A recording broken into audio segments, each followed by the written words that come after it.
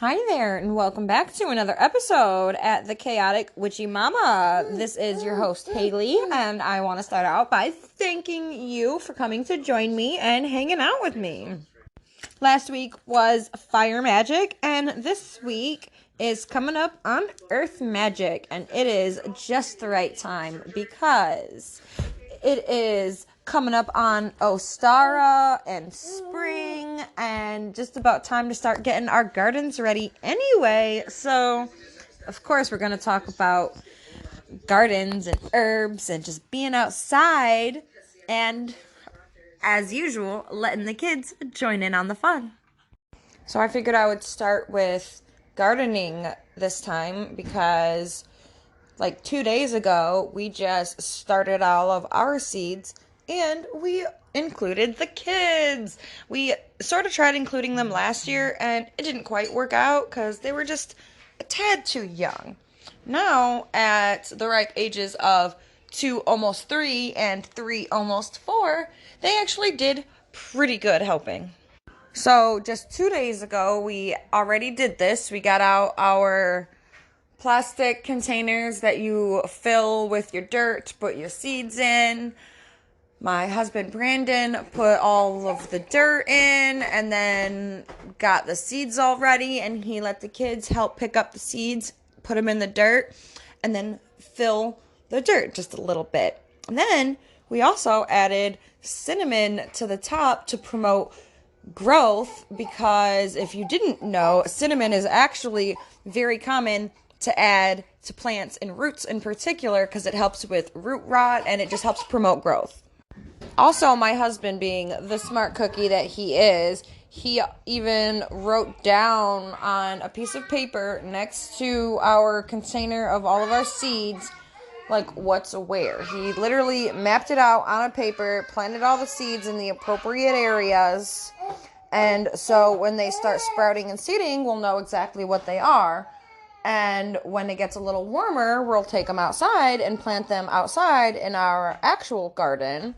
And of course, we will let the kids help with that. They had so much fun helping. I recorded some of it. I'm going to post it on TikTok and or YouTube later. I'm going to do our herb garden in a separate little container because that was mostly like our fruits and veggies and grain, because we grow amaranth, which is like a grain. But I'm going to do my herb garden in the next day or so, and of course let the kids join in on the fun and helping me. And I choose my herbs pretty specifically. Of course, I always plant chamomile and lavender. I have sage growing out there that it hibernates, so I don't need to replant sage. That is already out there looking kind of scary, but it'll come back just like it did the last few years. And it's the green garden sage, not the white sage. Either way, the whole controversy on sage, I grow mine personally that I use all by myself for one. Plus, I don't actually smudge my sage. I drink it in tea more often than anything else. And if and when I do burn it, it's just a leaf or two at a time. I don't really make whole bundles, but what I do actually have whole bundles of is lavender. That's what I use to cleanse instead of sage. Lavender is my preference of smoke cleansing. And the lavender that I have bundled up is not the lavender that I grew. I actually started growing lavender after I got these lavender bundles a couple years ago. So my friend and I and another friend of hers went to this lavender garden where they basically were like, come pick all the lavender you guys want and take it home. It's cool. Donate $5 if you want. If not, that's cool too. So me and my friends, and then obviously a whole bunch of other people, went to this cute little lavender farm, and we took bags and like big paper bags. Other people had totes or boxes or whatever, and we just cut a bunch of lavender for ourselves. I then brought this lavender home and made some lavender infused olive oils. I made some candles with some lavender buds. I put lavender, just like little shot glass jars, containers of lavender around the house because they just look and smell so good. Then I took a bunch of the lavender and I made a crap ton of bundles that I have no idea how I'm going to use them all. I've been considering selling them and or giving them away because I have so much. There's no way I'll be able to use it all. But that was such a fun experience to go to this cute lavender garden with my friends and just hang out and get some lavender. It was fun. But now I plan on growing some of my own lavender and using my personal lavender in my practice, just like I've been using my personal chamomile and my personal peppermint that I grow, which growing your own herbs and then using your own herbs adds such an amazing magical layer. You bond with these plants as they grow. You get to learn the essence and the spirit of each plant, and it's wonderful. Lavenders also taste delicious in tea. Most people know that lavender is good for stress relief and sleep and dream work and psychic awareness and all that lovely stuff. With the color lavender or purple, it's associated with your crown chakra. So again, with like connecting to spirits. For me, I like to think of lavender as it banishes and cleanses and invites all at the same time. So like if you banish, you need to invoke, right? Otherwise you have an empty space that needs filled. And if you don't fill it with something like love and joy, then it'll just refill with all of the negative emotions or energy that you just cleansed out, right? So the way I feel like lavender works for me is basically, you light your lavender or you place it around the house, and if you do like the lavender bundles, you walk around and you smoke cleanse your house, and you kind of tell it like, with the love, we push out all of the hate, because love overpowers hate. Positive vibes overpower negative vibes. So instead of just, I release all of the negativity, I banish all of the negativity, I just kind of say, or think of it as transmuting. I transmute. I transform the negative into positive. I redirect it. And that's kind of how lavender works for me. That's my personal preference of how lavender works. Another thing I really like to do about this time of year is go outside and pick dandelions and pick those cute little violet flowers that start growing in the front and backyard. Dandelion not only has medicinal properties, but magical properties as well. And for me, when I see the dandelions, it is a sign of spring, sign of growth and rebirth and joy and sunshine, because those cute little flowers remind me of the return of the sun. The fact that it's starting to stay lighter longer. Dandelions represent wishful thinking, like, when they first come out, they're that yellow color, and then they form into the white puffball. That's the seeds that blow around, and you blow on the white seeds and make a wish, and if you blow off all of the little seeds, then that's a good sign. Or there's another a piece of history that says something like, if you blow on the dandelion and however many little seeds are still stuck on there, that's like what time of day it is. It used to be used for telling time, I believe. For me though, like I've said before in a previous episode or two, a lot of my spiritual practices kind of border scientific practices. So dandelions help support the immune system. It has high levels of antioxidants. It helps detox the liver. It also soothes inflammation. It helps balance blood sugar levels. And so I like to drink it as tea. And as I drink it as tea, I thank my tea for keeping me healthy. I tell it basically something along the lines of, thank you for healing me. Thank you for sharing your beneficial properties. Thank you for protecting me from illness and just stuff like that. I don't have any like particular spell or ritual that I do with it. I just kind of bond with it. I stay mindful. I pluck them, I rinse them, I make my tea, and I thank it. I show my dandelions gratitude, and I don't know. So in this case, the tea is literally helping me boost my immune system and keep me physically healthy. And at the same time, it is keeping me emotionally healthy. The next early spring flower that I like using is wild violet. Not only is it my favorite shade of purple or lavender, but it tastes delicious in teas, and it tastes delicious as a simple syrup, which you could use that to add to your teas.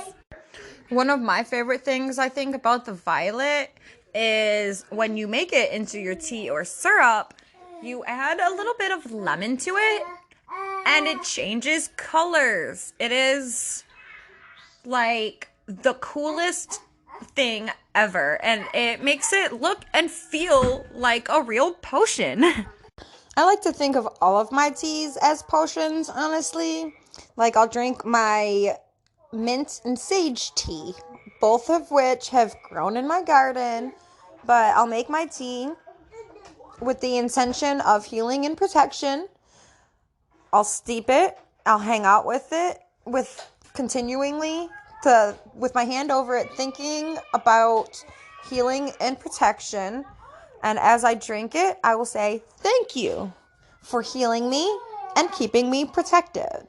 And for me, that is literally, like scientifically, it actually helps keep me physically well.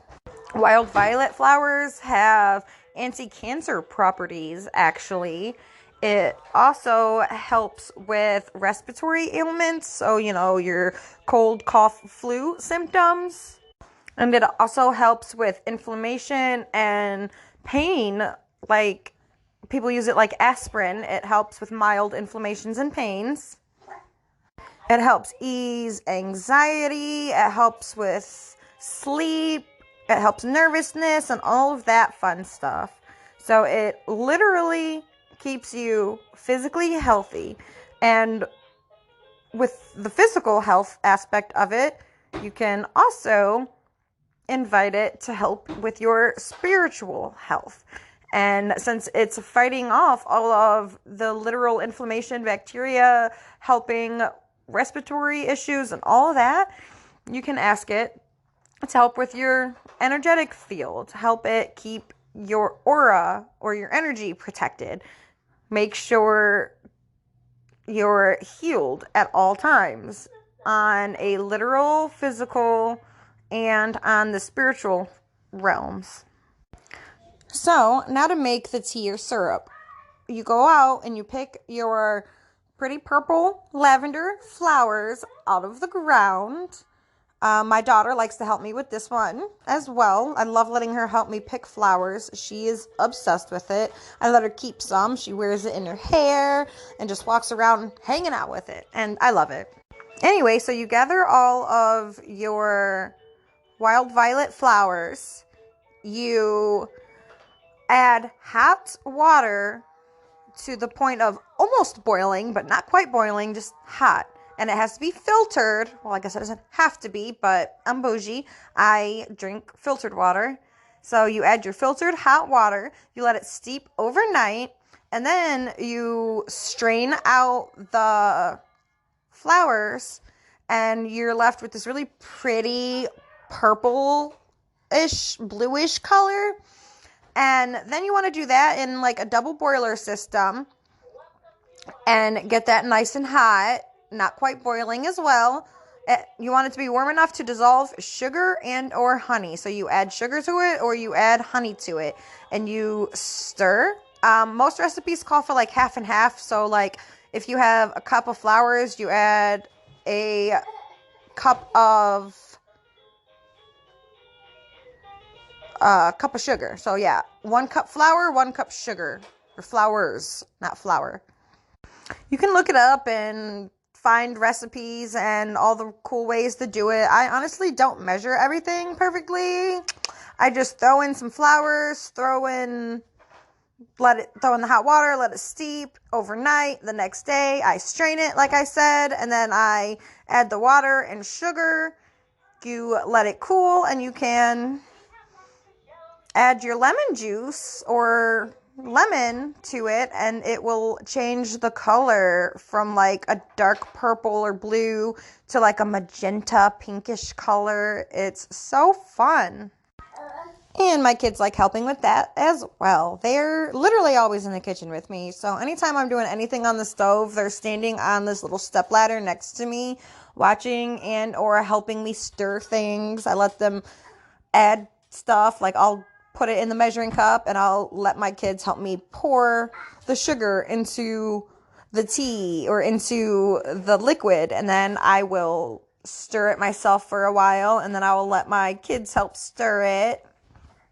And then now you've got the syrup that you could either add to your tea, whatever teas it is that you like. You can add it like agave, like honey, like it's a sweetener. It's sweet. It's so good. And then, or you can take like a spoonful or a syringe full as medicine if you want to use it instead of aspirin, right? Because it helps with inflammation and pain. That is a very, very common use. I've actually have used it that way, and it works. If you like aspirin, if you use aspirin or Tylenol, which I don't, you could try to learn herbs that do the same thing, and wild violets are one of them. And the last yet easiest thing that I suggest, just go outside and do nothing. Just sit outside and enjoy. Watch your kids run around and play. If they bring you a leaf or a rock or something, tell them about it. Oh, that's a maple leaf from our maple tree. And maple trees, you can actually tap your maple tree and get some maple water out of it, which is something that we just did this year, actually. We tapped 3 maple trees because we have them in our yard. And over the course of like 2 weeks, we basically got maple water out of our trees. And then we boiled the water down and then boiled it down some more and some more and some more. It basically took me 2 weeks to do this as well. So as the water was coming in, I would spend all day, every day, just boiling the water down. And it boils all the way down to syrup. So we made our own maple syrup from our maple trees in our front and backyard. Now, that was a fun and magical experience. Another thing that came out of our maple tree, which was cool, obviously the maple water itself. You can just drink that straight out of the tree. And it is so good for you. It has minerals from the tree. It tastes good. It's water with a little bit of sweetness to it because it's sugar.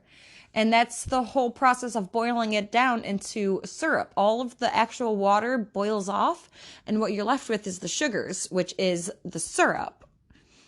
And if you boil it down even more, so once you get it to the syrup level and you keep boiling it down even more, you can boil it to hard candy, like a maple flavored rock candy, and or maple sugar. So one of our batches of syrup, we accidentally left it in too long and it got too hot. So then we couldn't use it as maple syrup. But we learned that you could just keep stirring that consistently until you think your arm is going to fall off. Or if you're lucky and you've got one of those fancy mixers, you could put it in a mixer and let that go. And it basically stirs endlessly until it turns into sugar. And we also have maple sugar that we kind of ended up with on accident. Our main goal was just water and syrup. And then we learned by accident that you could just make actual sugar straight from the syrup in the tree as well. That's pretty cool. So now I've been using this maple syrup we've made on pancakes and sausage. I've been using the maple sugar in my teas and coffees. It's self-sufficient. It's part of the homesteading thing that we're working towards. And for me, I feel like homesteading as well is just a spiritual process. You are living off the land. You're learning to respect nature and just the world around you. And for me, that's basically all witchcraft and or paganism is. There's all kinds of definitions and there's all kinds of different opinions on what it all really is. And for me, it's a lifestyle.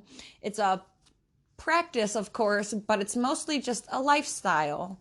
It is the lifestyle of self-sufficient, at least as much as we can, and we're learning more and more every day. It's a lifestyle of appreciating the world around you, the universe, the organic materials that you can use, all of the native items in your backyard, in your park down the street that you can learn to identify and use. Some of the stuff is good for you. Some of the stuff is not good for you.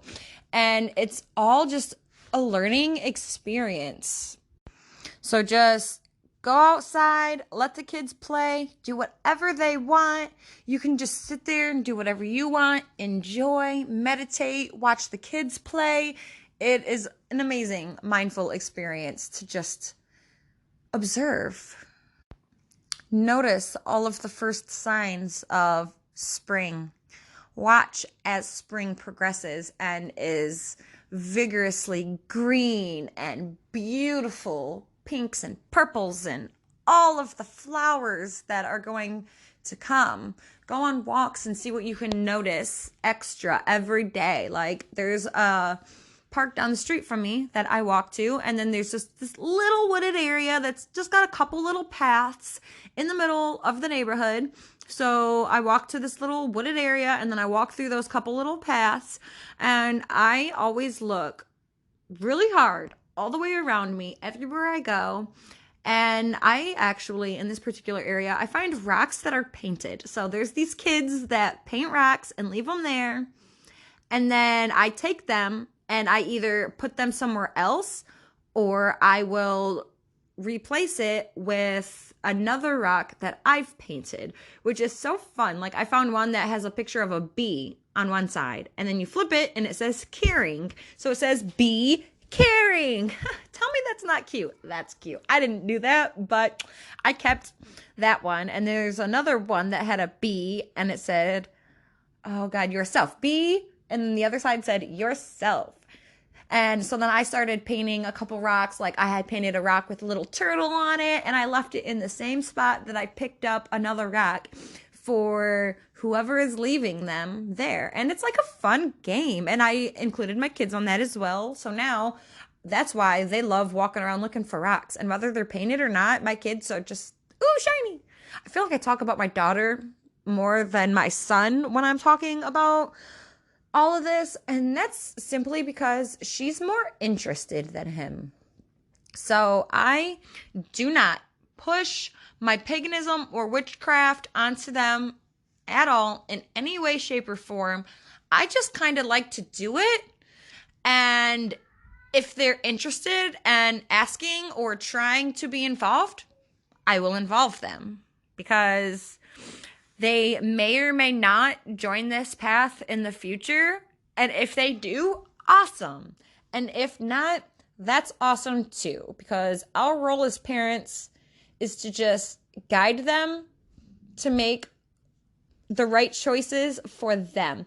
Guide them into being decent humans and finding their own path, whether it's a pagan path just like mine, or whether they decide to go be Christians or Muslims or whatever it is. They can and will learn about all versions of spirituality. We will learn about all religions and just all of that stuff with time to come. But for now, my kids are all very young, so it's all just kind of play for now, if that makes sense. It's just all for fun, and I casually add a little bit more information to my kids as like it comes up, and I keep things like age appropriate. So I just, like when I was talking about the dandelions earlier, I'm like, ooh, pick the pretty yellow ones. And my daughter would be like, ooh, like the sun. And I'm like, yeah, pick the little flowers that look like the sun. And no, we're not talking about sunflowers. We're talking about dandelions. Although, I am planting sunflowers this year. I'm really excited. I'm making a sunflower room. So basically, I'm going to plant a bunch of sunflower seeds. There's like different kinds too that I didn't realize. So I've got like 4 different breeds of sunflower seeds that we planted into our little seed starter stuff. And then when those start to bloom, we're going to plant them outside in our yard in like a big circle and leave a little opening. And when they grow, we'll have a big sunflower room where we can just go through our little opening, like our door where we just didn't plant a couple, right? And then we'll just go in there and we can sit in our sunflower room and read or whatever. How cool is that? I have always wanted something like that, and I'm really, really excited to try to grow a sunflower room. We'll have a couple chairs in there and an end table, and we can just like sit in there and read or drink our tea or just like connect with the spirits. It is going to be so exciting. I'm so excited about that. All right. Well, that's about all I have for you guys today. If you made it this long, thank you for hanging out with me. I truly appreciate it. And I just have to throw in where you can find me. You can basically find me at The Chaotic Witchy Mama at TikTok, Instagram. You can email me at thechaoticwitchymama@gmail.com. The Chaotic Witchy Mama on Spotify, Google, Anchor, and Stitcher are all of where I have the podcasts as of now. And I look forward to hearing back from you, and I will see you next time. Have a great day.